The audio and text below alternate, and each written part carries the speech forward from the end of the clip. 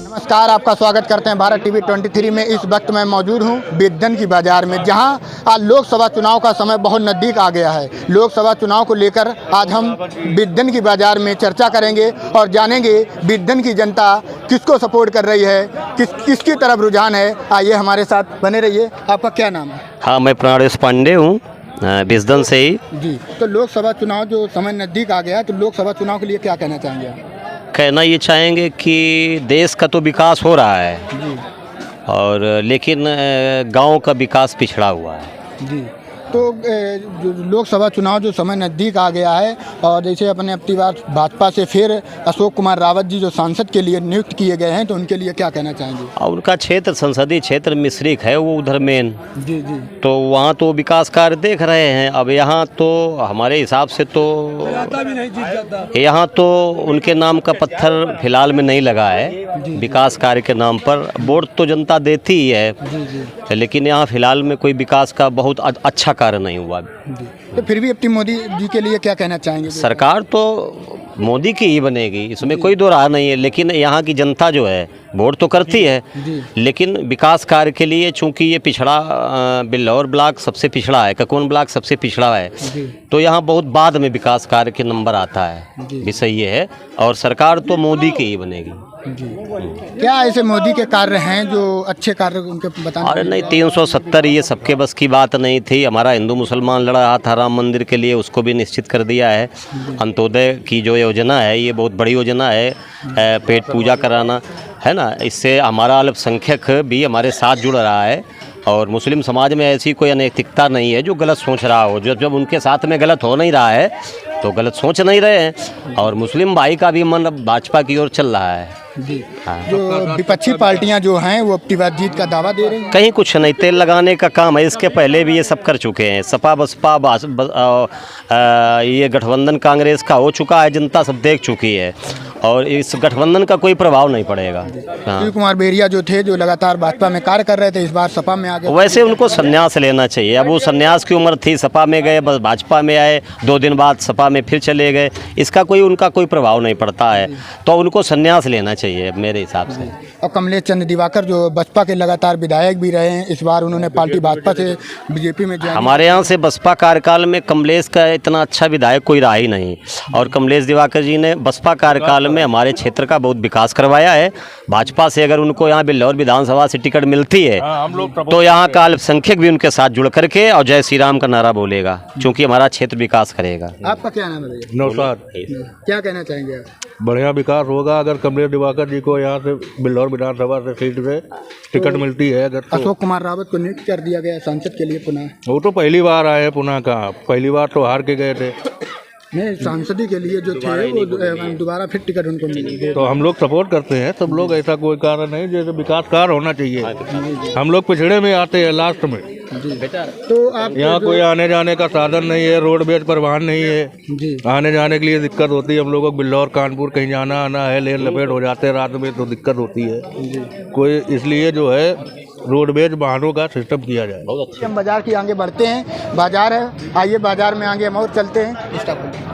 लोकसभा चुनाव जो है समय नजदीक आ गया, उसके लिए क्या कहना चाहिए? सब ठीक है। अच्छा, महंगाई के लिए क्या कहना चाहिए? महंगाई सही है, महंगाई समय के हिसाब से है। तो इस बार किसको सपोर्ट कर रहे हैं? हमारा वोट ही नहीं बना तो हम कहीं का सपोर्ट करिए। अभी तक वोट बनाई नहीं। अरे खैबे वाले दई रो ही वेरे वही को हम समर्थन करते हैं, बात करते हैं। बात इतनी हमारा नाम हमको सुनाए हुए को वोट देंगे। दादा का कहना है जो मुझे खाने के लिए देगा मैं उन्हीं को वोट दूंगा। आगे आइए, आगे कई लोग बैठे हुए हैं, उनसे बात करते हैं। स्टॉप कर दिया तो क्या कहना चाहेंगे लोकसभा के लिए? लोकसभा के लिए चुनाव का वोट देंगे, और क्या। तो इस बार किसका डंका बजेगा? हाँ, भाजपा ही बजेगा, और क्या। अच्छा। हाँ, तो विपक्षी पार्टी तो अपने डंका से दावा कर रही है जीतने का। अब जीतने का दावा भाई, विपक्षी तो दावा तो करिए दावा के भाई, दावत करेंगे अपनी अपनी वोटिंग भाई। तो क्या ऐसे सपा बसपा वाले हैं, मोदी को चुनना चाह रहे हैं, क्या उनके अच्छे कार्य हैं? अब वोट मोदी को दिए हैं। अच्छा, जो कहना तो सही कह रहे हैं, लेकिन बात हमारा मान नहीं होता। वोट बात तो ये है, हम जात के मुसलमान हैं, तो आदमी वोट भी दे देंगे फिर भी मान नहीं करेगा कि उन्होंने वोट दिए नहीं भाजपा में। तो फिर भी बोर्ड आपका सपोर्ट मतलब किधर रहेगा इस बार आप सपोर्ट बताएं किधर रहेगा, बात तो वही बता रहे हैं। हम वोट भी डाले हैं, फिर भी मानने को तो क्या फ़ायदा ऐसे का वोट डालने से। वो तो कहेंगे सपन डाले आए होंगे।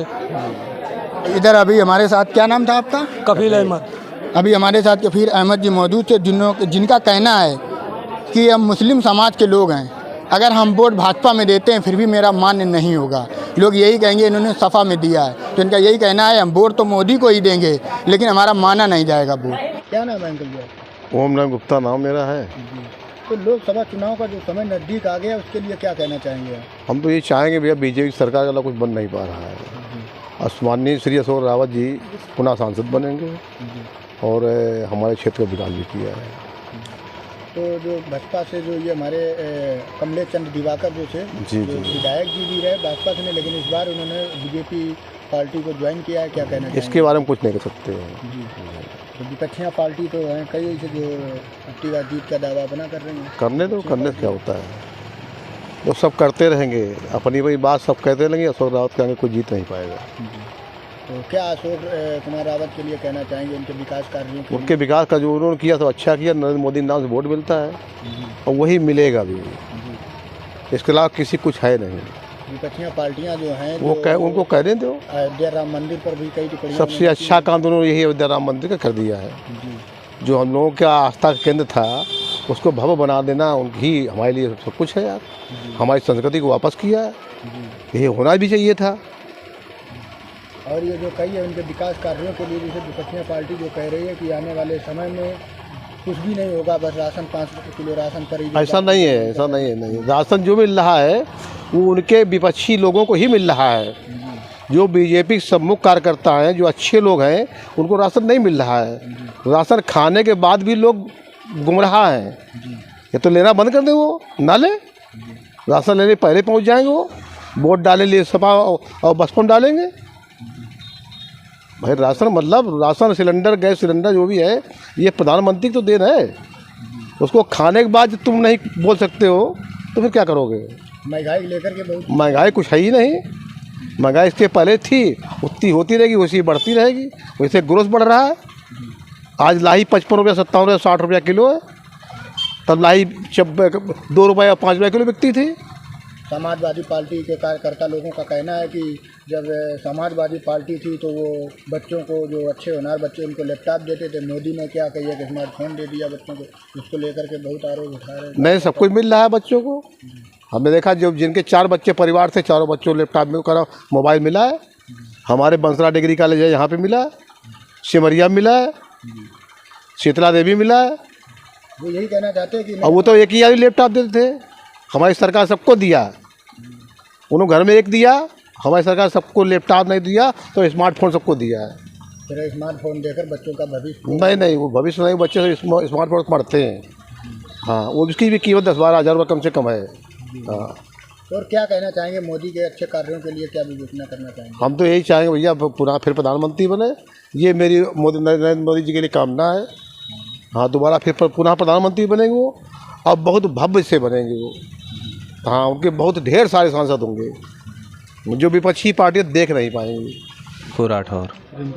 लोकसभा चुनाव का जो समय नज़दीक आ गया है, क्या कहना चाहेंगे उसके लिए आप?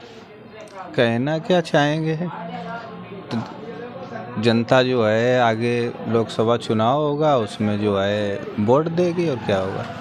तो मौजूदा जो सांसद थे अशोक कुमार रावत, उनको फिर पुनः दे दिया गया टिकट बिल्लौर से लड़ने के लिए सांसद पद पे। जनता उनको मतलब विकास किया है उन्होंने, और जनता उनको वोट देगी। कि कौन होगा सिंहासन का हकदार? सिंहासन पे तो मोदी जी बैठे हैं, मोदी जी ही बैठेंगे। अच्छे कार्य बताइए, जो मोदी ने क्या अच्छे कार्य किए जो जनता उनको स्वीकार कर रही है? मोदी जी ने अच्छे कार्य किए जभी तो जनता उनको चाह रही है। ऐसे कौन से कार्य हैं जो? कई ऐसी मतलब जो है उन्होंने सुख सुविधाएं दी हैं लोगों को। आवास हैं, आपके राशन वितरण है, और ग्राम सभाओं में कई मतलब जो है कूड़ा उठाने का कार्य है, और घर घर से कूड़ा उठेगा। घर घर मतलब जो है जल योजना सरकार ने चलाई है। ये सब सारी मतलब जो है सुविधाएं सरकार दे रही है। यही नीति पे जनता उनको वोट देगी। और आपको दिखाएंगे क्या जनता का रुझान है, किसकी ओर रुझान है, क्या जनता बिद्धन की कहना चाहती है, कौन होगा सिंहासन का हकदार और कौन इस बार फिर होगा पीएम की गद्दी का हकदार। बने रहिए हमारे साथ, फिर मिलते हैं अगले ग्राउंड रिपोर्टिंग के साथ कहीं और। जय हिंद, जय भारत।